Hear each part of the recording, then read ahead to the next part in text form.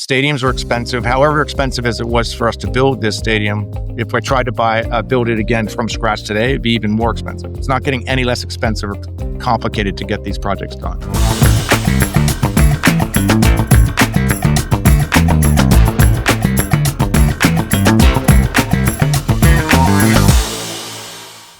Welcome to Sponsorable, a podcast that brings together sports organizers and brand leaders to talk about the business of grassroots sports. I'm Garrett Shea, and I've spent the last 20 years in the youth sports industry, where I've built nationally televised sporting events, as well as corporate sponsorship programs. I wanted to create this podcast to bring in experts from across the sports industry and have them share what they do in the space and how they do it. My guest today is going to talk about the business side of sports, including owning a USL team, building a professional stadium, and investing in national youth sports properties. Please welcome Brett Johnson, CEO of Benevolent Capital Group. Brett, thanks so much for joining today. I know we got a lot to talk about.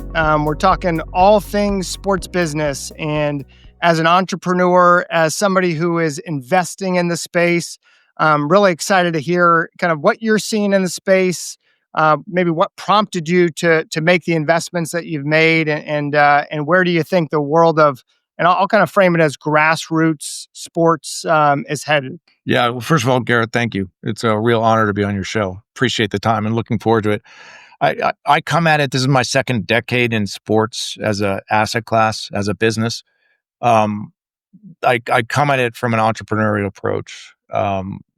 In 2014, I was literally sitting on my couch watching an MLS, Major League Soccer game. And for your listeners that are close to that sport, they're probably aware every year in the championship game, Don Garber, the commissioner, talks about the expansion of the league. And the epiphany for me is, as he talked about expansion, he didn't mention Phoenix, Arizona. And I came away from that and I thought to myself, I literally turned to my wife and I said, I want to raise money. I want to buy an MLS franchise in Phoenix, and I want to call it Phoenix Rising. And so, from that epiphany to where I am now, it's come a long, long way. I ended up buying a United Soccer League franchise in that market called Arizona United, and then ended up rebranding it to Phoenix Rising, brought in an incredible group of partners. We built a stadium in a great location for the hardcore soccer fans in your audience. Didier Drogba, one of the finest ambassadors and players in the history of the sport, joined our ownership group and finished up his career with us, and literally and figuratively put soccer on the map in Phoenix. And that's now led to a host of other investments in sport, including a team in England called Ipswich Town. And then I have a big project I'm, flying the colors. But I now have a team in Rhode Island, a USL team, and I just finished a $140 million stadium in that market. So kind of, as I say, with total humility, I've come a long way since initially buying what I'll call, a third division team in Arizona. And what was, as you think about the drive to put a team in Arizona, was there a personal connection to Arizona, or was it just, hey, you saw this big void in the market and said, it's crazy that they don't have a MLS team going into this market? So my parents had a home in Scottsdale, which is a suburb of Phoenix. And so I was familiar with the market from having gone there a bunch of times. And kind of was just aware of, how large a city, how fast it was growing, the demographics of it, a sizable Hispanic population in Phoenix, many of whom were from Mexico. So it didn't take a marketing genius to kind of recognize that Phoenix is a good soccer market. And again, when MLS is talking about expanding into, Minneapolis or Nashville or Orlando, markets that they're in right now, Cincinnati, if you will, to me, Phoenix certainly deserves to be in consideration relative to just the size of market and all the boxes it checks as a professional sports town.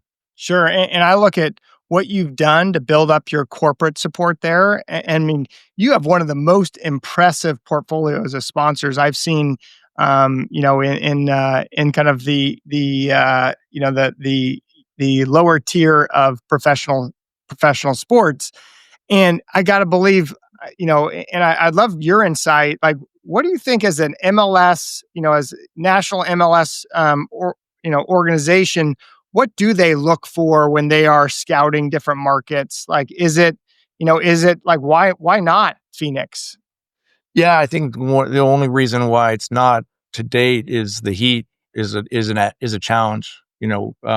We play in the summer months here in North America, where everywhere else in the world, especially England and other words, they take the summers off. So that's part of the reason behind it. Stadiums are very difficult to figure out. I can write a book on that subject now, so that's another issue. But I think there's an inevitability. I mean, look, the way I describe it is I'm so bullish on soccer in America, both Major League Soccer and USL. But the big shift for me from a business strategy perspective is initially my business plan was all about MLS. Now I'm very focused on USL. I believe United Soccer League, in terms of for the right market with the right team, I'm convinced that the return on investment can be greater, if you will, than an MLS investment. But regardless, I'm not trying to kind of pick sides in terms of, they're all have very compelling attributes about it, and none of it's for the faint of heart. So no matter what you do, you have to find ways to sell tickets and get sponsorship and really be, embedded in the community, which is the beauty of what we do. Sure, and I've got to believe that USL model is similar to that of like a minor league baseball, where it's very family focused, where it's an attainable ticket. Is that what is the USL model as you look at it from a business standpoint? Yeah, well said. Local, focusing on local, and it's fun, family, affordable entertainment. I not to go too far down this rabbit hole, but I'm amazed with how expensive it is to go to some of these Major League Baseball, NBA, NFL.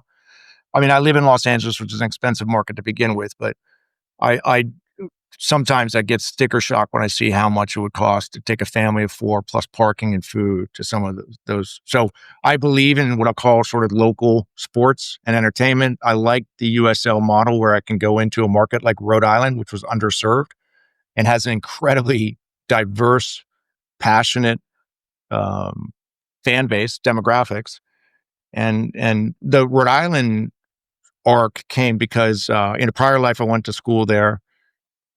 And then I woke up and realized that the Pawtucket Red Sox were picking up and leaving the state of Rhode Island. And I knew enough about Rhode Island that really was that was their team. That was their pride and joy in terms of professional sports. So I was very quick to buy the rights to bring a USL franchise, and I've spent the last 6 years developing a stadium and putting an ownership group together and working with the state, working with the city to create what we have now, which is a world-class stadium. We'll develop the real estate around the stadium.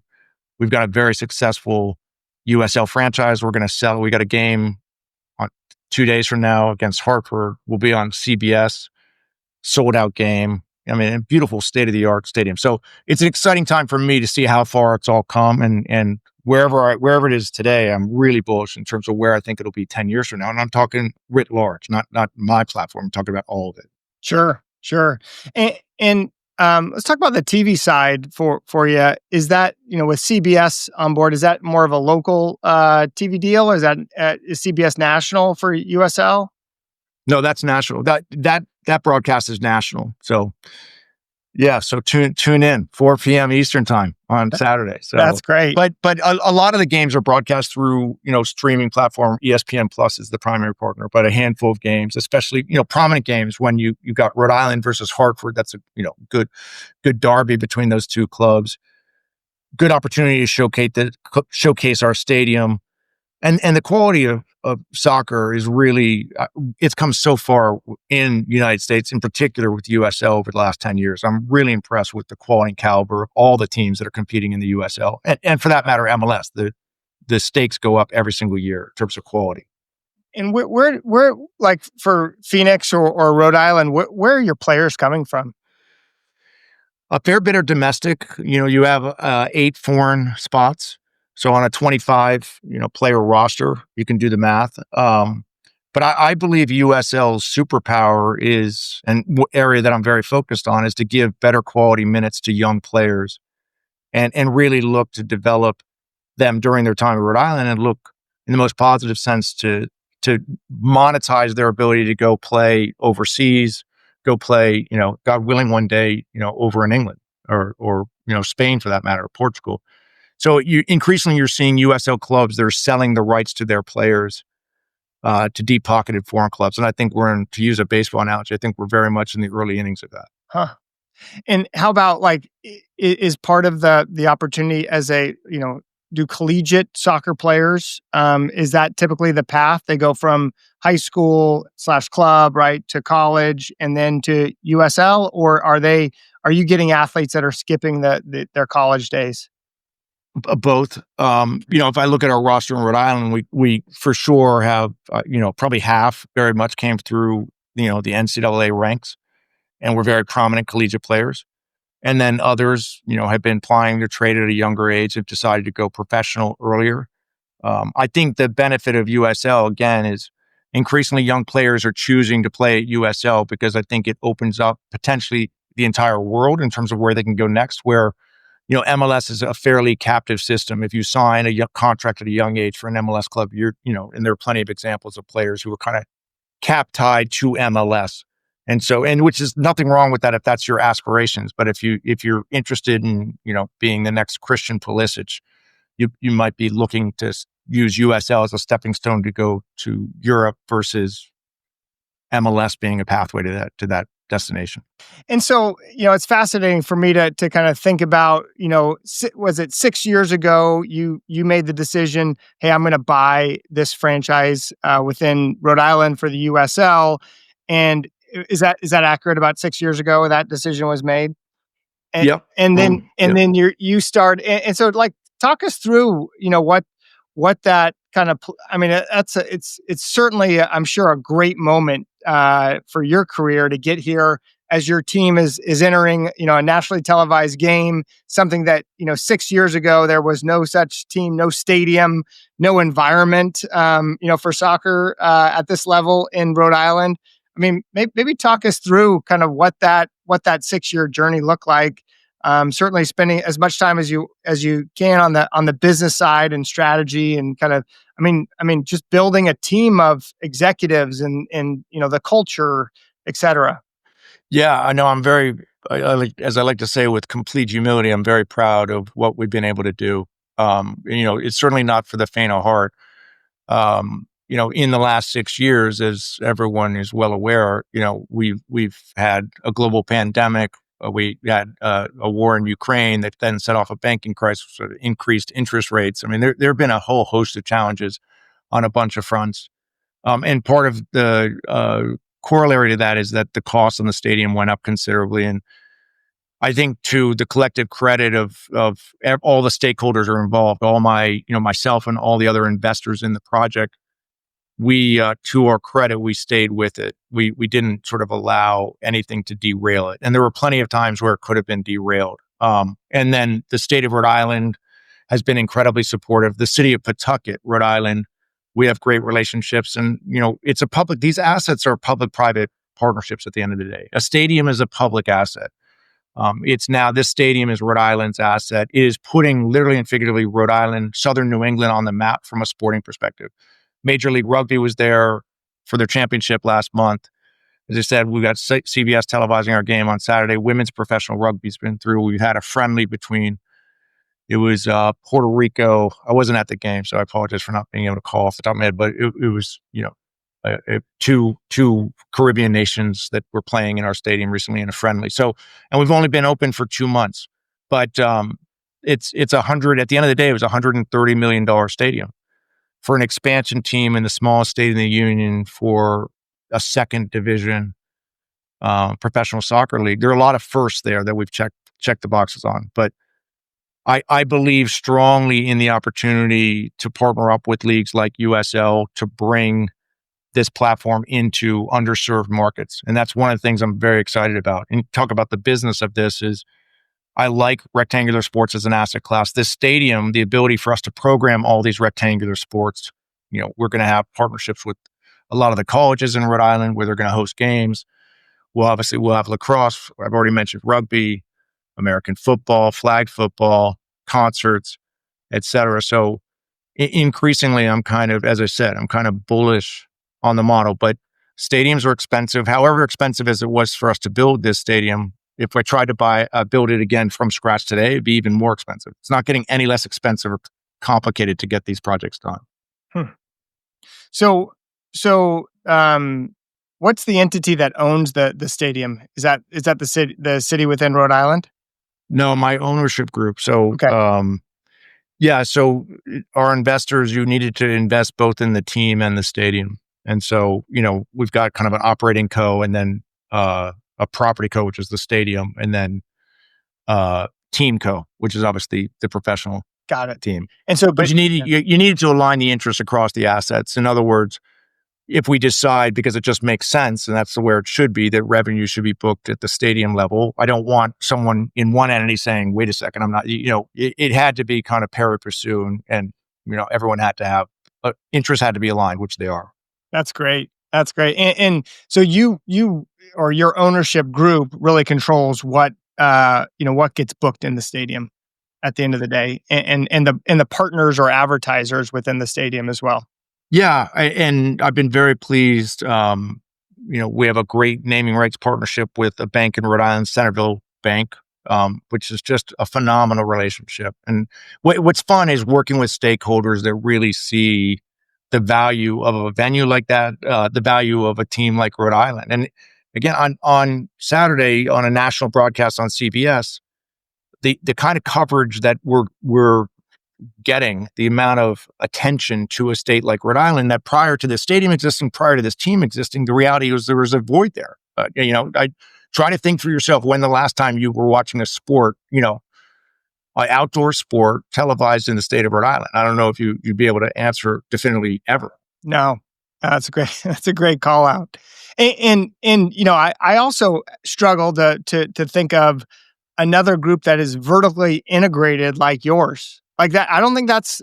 I mean, the magnitude of that, I think is so impressive. I mean, there's I get there's certainly some NFL type teams and some major ownership groups that I'm sure are vertically integrated. But what you've accomplished at the USL, like I can't believe there's very many groups that at a USL level, and I would even argue at an MLS level, are vertically integrated like yours is. Maybe not. I want to give credit in the USL. The predecessor teams were Louisville, the USL team in that market, and then Colorado Springs built beautiful soccer specific stadiums. But the difference between them and us in Rhode Island is they existed, their teams existed, they had a fan base and then based on their success, they built and moved into stadiums. Obviously, we did it as an expansion club. But I hope that we prove, and I know that we're proving to effectively the ground that we broke to be able to pull that off is now motivating a lot of other expansion markets and other legacy markets in USL. But if I always joke that if I write a book about professional sports ownership, it'll be the shortest book ever. It's location, location, location at the end of the day.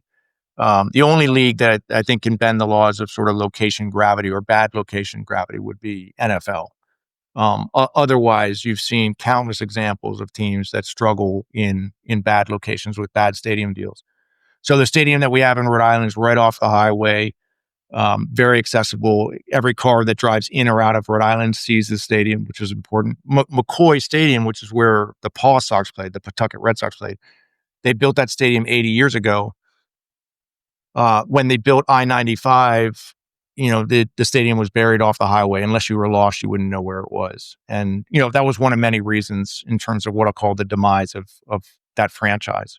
But anyway, long way of saying that I'm now seeing a lot of progress in other markets that, again, we've had in a short 2 months that we've been in business, the amount of cities that have come through to kind of learn firsthand how we did this and try to see if they can bring it to their markets. Very encouraging for us. And so, I mean, as you look at it, it's got to be a daunting task to think about how do you build the fan base in a brand new market. I mean, as you've done so, and obviously you've created a great environment in Phoenix with the Phoenix Rising, but now you've got to introduce you've got to introduce the state of Rhode Island and the surrounding communities to your new USL program. And I'm sure that's a huge undertaking. It doesn't hurt to have a nationally televised game to kick things off, but maybe talk about that process. Yeah, well, so this is our second season. We played the first season at a local university, Bryant University, and that was a calculated decision to really introduce the team and the product to the state of Rhode Island. Because what I didn't want to do is compound the degree of difficulty on opening a new stadium with also introducing a brand new team. So in our inaugural, our first season at Bryant, we did very well. It was a smaller venue. It was more about 5,000 seats. We sold out a bunch of games as you would hope and expect we would. Most importantly, the team made it all the way to the USL Championships in our first season. We won the Eastern Conference Championship. So I think that ended up generating an incredible amount of pride and attention, which has that momentum has really helped us as we've opened up this new stadium. The most important attribute of the facility that we just opened, these soccer specific stadiums are architectural gems these days. There's not a bad seat in the house. The hospitality, the food and beverage, the premium sections, the supporter sections, the concourses, the ability to be able to walk around. And it's beautiful. It's right on the river there. It's right off the highway, as I mentioned. Whatever my highest or wildest hopes, dreams were for the venue, they've been dramatically exceeded now that it's opened. I'm literally blown away with the property. And so for us now, I just feel it's about getting people through the turnstile, because once you go through and experience it, you want to come back. And then you want to think about what other sports will be there. You want to think about when is the concert going to come, et cetera. So the most important thing from a marketing perspective is kind of executing flawlessly on the consumer experience in that stadium. And we have the general manager we hired used to run the Commander Stadium. He's at FedEx Field. We have invested in some fantastic talent in our club to make sure that it's as good an experience as you could possibly imagine. And as you think about like other, certainly, part of obviously building and creating a great stadium environment is making it accessible for other events to come in. And part of that is, being able to sell it out, being able for it to look good on television. To your point, it's it's ultimately that fan experience. Listen, I've produced televised events at AT&T Stadium in Arlington, and literally like it was American football. It was international American football, and we had like 5,000 people in the stands, and it looked horrible on television because, right, like you can't, like you pan up to the stands and a 65,000 seat arena looks empty with only 5,000 people there. And so like I wouldn't wish that on anyone. It's a miserable experience, both live and to view it. No, that's absolutely right. But that's where just quick. Sorry, finish your comment and then I. No, that's what like what is from a stadium capacity standpoint? What's the stadium hold? Basically 11,000. It's 10,500 seated. Then we have standing room only. So this weekend, I just got an email from the president of the club stating that we've sold out effectively the seats, and now we're going to standing room only. So we'll sell those tickets, $10. And look, it's a phenomenal environment and it's a running clock, so it's not the worst shift in the world to stand. Most people are standing anyway, but that energy, you can't. It's one of the greatest drugs in the world, and so. But I give credit to Major League Soccer because they originally played in NFL stadiums and almost killed the league. And then Columbus Crew built the first soccer-specific stadium, which literally and figuratively changed the trajectory of the sport in this country through that. So in many respects, certainly I am, and by extension, I think USL is taking a page from MLS's playbook, which is at the end of the day, you need world-class soccer-specific stadiums that are the right size.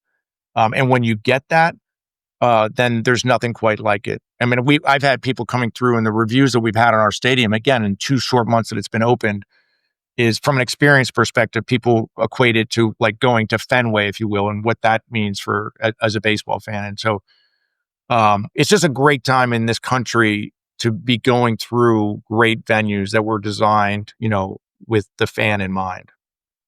Sure, and it sounds like you guys are. I mean, you're just taking the that USL experience to the next level, which is a great credit to your leadership and vision. Because I look back at other sports that have clearly had a challenge growing and building, and I look at like the spring league American football programs, and you look at all of the different iterations of how they have tried to build. I mean, great people with a great amount of experience, and tend to have pretty deep investment options. But man, they really struggled to just operate, not only to populate the stadiums, but then to also like I mean, I still remember there were some of these spring leagues that popped up, and they said, hey, we're going to have 8 teams, and we're going to fly our teams from one market to the next, and it's just, at the end of the day, it was like, why are you incurring that type of cost to try to build these different markets? I still think that that probably the new kind of spring or off season tackle football has done they've kind of figured it out. They got some TV, but they still they still truly struggle to get fans in the stands. And when you watch, to your earlier point, when you watch it on television, you're like, if people aren't in that stands, like, why am I watching it? And that's what's going to be exciting for the USL this weekend, is going to be looking at a packed stadium, the energy, and then people are going to say, wow, like, I got to figure out what's happening in the USL. And that will truly be a great moment for your team program and the league as a whole. Yeah, I mean, two things that come to mind. Major League Rugby, as I mentioned, they hosted their championship game last month in our stadium, and we focused on selling out the lower bowl, which is all told with seats and kind of concourse and standing is about 7,000 tickets, and it looked incredible on television, and the noise was fantastic. As a perfect example. And now, the reality is this weekend, we'll sell out the entire stadium for our Rhode Island FC versus Hartford game. So we'll have the second level packed. And when you pack that second level, the noise that they make, because the way it reverberates through the stadium, it's phenomenal. But the other example is up the road from us. The New England Revolution are playing at Gillette at Foxborough, which is obviously the home of the Patriots. The challenge for that franchise is they're in a 70,000 seat stadium. God bless, they have a good night and they sell 25,000 tickets. That's a good number for MLS. But as you said, you've got 45,000 empty seats. It's tough. That's not the venue you want to. So increasingly, if you look, the Crafts are now looking to try to get a stadium deal done in Boston, as they should. And because that franchise deserves to have a soccer specific stadium in a great location. Sure. And I like your strategy about rectangular sports and bringing in different ones, because there is, like, I do find there typically is a need and drive to have events that are televised events for that, in that 10 to 15,000 person type stadium. Yeah, you're taking words right from my mouth. So look, not everyone's Taylor Swift, and not everyone is an NFL team. And so for everyone else, what I would say is that 10 to 15,000 seat, well-located stadium, the versatility of it. And that's where, again, I'm really excited about seeing just how many different sports and leagues, and both professional and amateur and men and women, boys, girls, that we're going to be hosting at the stadium, because increasingly they're all looking for great venues to play. And again, you can someone can give you a 50,000 seat stadium to play free, but if you're only going to sell 5 to 10,000 seats, that's brutal. No one will want to come back to that. And to be honest, no one's going to want to watch it on television. Exactly right. Yeah. Well, obviously, as we look forward, there's big movements coming in soccer. I think everybody agrees the wave is really starting to grow, and brands, organizations are looking to ride the soccer wave as the World Cup comes to the U.S., as well as a number of other major soccer events down the road as well. maybe talk about what you're seeing. What do you have any plans, thoughts about World Cup coming to the U.S.? It's gonna be incredible. It'll take the sport to a whole nother level, much the way '94 World Cup did. But now this thing will be just you can't compare.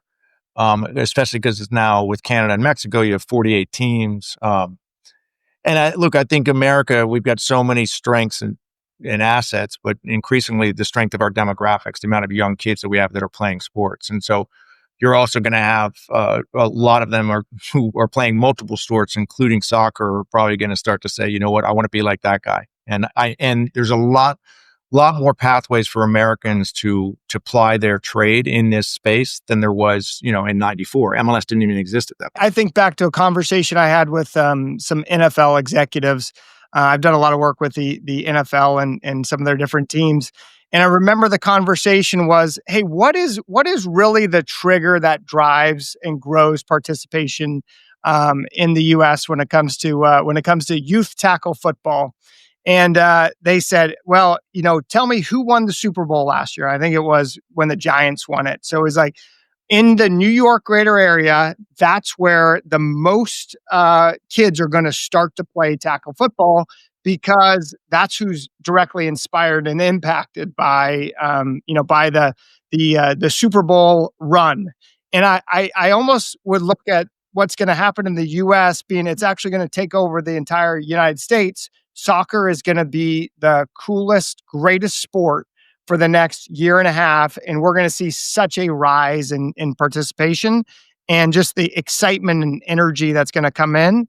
And that from a business standpoint, that's what I get excited, because finally brands are looking at grassroots soccer and say, okay, maybe I can't be a part of FIFA World Cup, but what is my soccer strategy to really impact the families across the U.S. and tie my brand to soccer?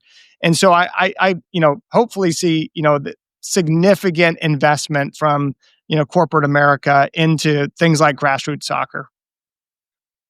For sure. And then, now increasingly you have the success of women's professional leagues. USL has their league, obviously NWSL.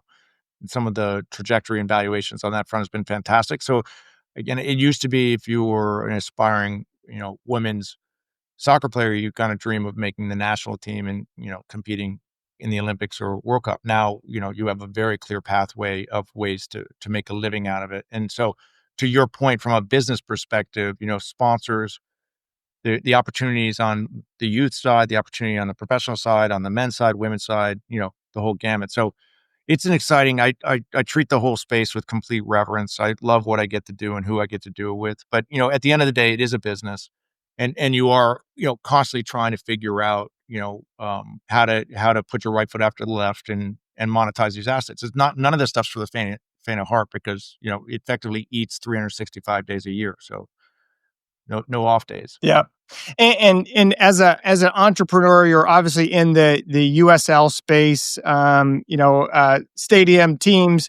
What other kind of areas are you investing in, or have you invested in within the sports world?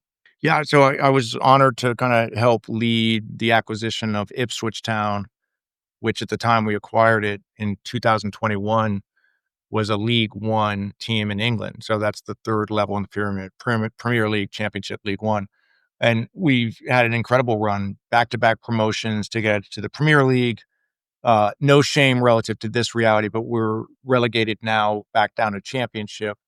I think, we're still in a good position to be competitive at that level, and God willing, find our way back up to the Premier League. But one of the constructs that I love about soccer overseas is the entire promotion and relegation construct.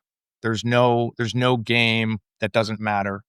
You're constantly fighting to either go up, stay up, or to avoid going down. And as a sports fan, there's nothing better than that. And so USL has announced their intention to adopt promotion relegation to create a Division One sanction, which would be the same level as MLS. And so you would have within the USL ecosystem 3 levels in the pyramid. And I've been a big advocate of them adopting that. And so I'm excited about that. And then, so I've been very fortunate. I feel if you're in football, meaning the other football, soccer, there's nothing like English football. For whatever reason, I've always been attracted to it. Um, and then I did recently my sports fund. We invested in the parent company, Surf Sports, which is, I think, as you're aware, it's the largest youth soccer platform slash brand. And I'm excited about that. I'm excited about youth sports. As I say, the more time I spend in sports, the more interested I am in youth sports. There's a lot of things about the business model that appeals to me, and it's a massive, massive market that's highly fragmented, that has got incredible growth, and I think we'll see a great deal of consolidation. And that's something that I worked on for a long time to get that investment across the line, and excited to spend more time and ideally grow that platform. Sure. Yeah. I mean, Pioneer Sports, I know very well. I mean, they are one of the great organizations built, Surf Soccer, which I think is the premier national soccer club. Run some of the biggest events in youth soccer. So, I mean, hats off to you as well for that investment. That's just, sounds like you back all the right horses.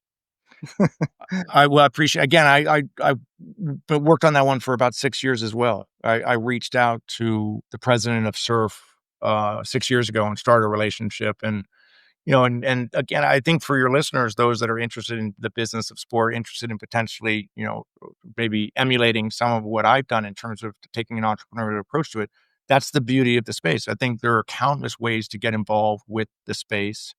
It takes probably some creativity and initiative, obviously, as anything would, but it doesn't take a ton of capital. My first investment in the Arizona franchise was not a massive amount of capital. And then again, I just kept on putting my right foot after my left foot, and then lo and behold, 10 years later, there's a fair bit of substance there. Sure, sure. And as you look at the market and you look kind of, obviously it's no secret that private equity is coming in a big way across the board. Youth sports specifically, I can think of a number of, whether it's within the actual youth sports organizations, it's within the companies that are serving youth sports, a la Brand Velocity Group, who purchased Score Sports, or the merger of Founders and Augusta Sports Group, and Platinum coming in and basically buying both and kind of rolling them up, or it's KKR and their deal with Play On and NFHS Network, and I mean, you name it, they probably have rolled it up in the high school space. What do you, as you kind of look forward, do you see what do you see in the world of kind of youth sports, grassroots sports, private equity?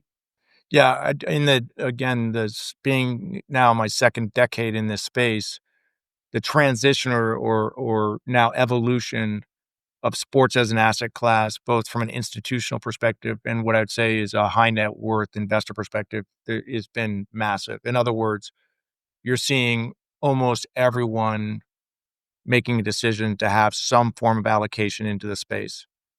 Where early days when I was raising money in Arizona, that was very rare. In other words, you have to find almost someone who was incredibly passionate about it or had kids in the space, et cetera. And now I think, again, my partner with Ipswich was a pension fund out of the state of Arizona, where the CIO specifically looked at their holdings and recognized that was completely underweighted in sports as an asset class.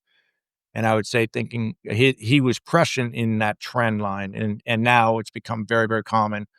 But from my perspective, um, I'm bullish relative to what I believe is the long-term trajectory of the overall asset class. I am skeptical, not, rising tide's not going to lift all boats.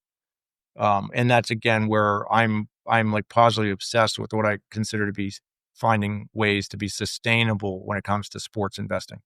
And that's why things like in Rhode Island, we've got a big plan for the surrounding real estate. I talked about the player development and trading side. Not I just don't want to sort of rely on the equity gods coming to the rescue, if you will. You really need to make sure that you have a solid revenues growing, ideally cash flowing business. And if you can get there, then the future is very, very bright. And it's taken some leagues a long time to get there. But once they do, then I think the rewards are substantial. Sure, sure. And as I kind of analyze and look at the market as far as grassroots sports, I do see, I see some of the private equity groups coming in and thinking, hey, I can just buy 100 different clubs and roll them all together, and it's gonna be this great new asset that I can scale it up. And that is, though, I mean, to your point, rising tide does not lift all boats, because it's in the youth sports world. It is hard. Like, you got 100 different operators that all do things a lot different. It's not, they're not all tech savvy, and rolling them all up together does not always work. And so you definitely are seeing some of these private equity groups who get in and say, hey, well, I've made a lot of money in other areas. I have a passion for sport. I can do this in sport, but I don't think they're having the success that it's not quite as easy as they had thought it would be. So, Yeah. I mean, at the end of the day, it's a business that requires an incredible amount of attention, and in some respects, I have a sports fund. I mean, it's one of the ways I kind of make a living in terms of charging a management fee, charging to promote for my investors, but taking a very active role with Pioneer. I sit on the board of Pioneer, so in many respects, speaking out of both sides of my mouth, I'm a little bit of a hybrid. In that instance, I am like a private equity fund, but I view myself as a strategic that's rolling up my sleeves, that has, obviously, through my professional interests, a great deal of knowledge in the broader space to begin with. But I think, to your point, I think a lot of capital is starting to go into it. I think there are examples where people are going to be rewarded just because of the just trend lines associated with it. But I think I get approached by people all the time that are kicking the tires on buying a club in Italy or South America or whatever it might be. And I'm very skeptical in terms of what I'll call sort of the return on investment there. There are countless examples of case studies where people have lost a lot of money with the best intentions, very bright, very capable. And so it's just a long way of my saying that, none of this stuff, as I say, is for the faint of heart. Like, you really have to work it, and sometimes the ball literally, figuratively, just has to bounce right.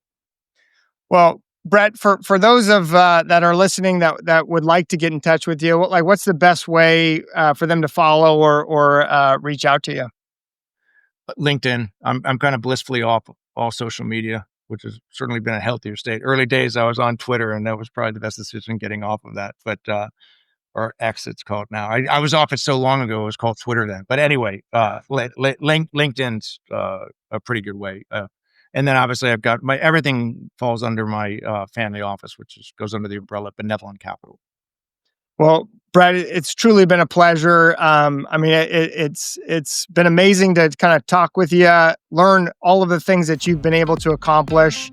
The just the level of accomplishment and consistent in sport is truly magnificent. So, thank you so much for the time, Brett Johnson, CEO, Benevolent Capital. High praise, Garrett. Thank you. Real honor to be on your show. Thank you so much.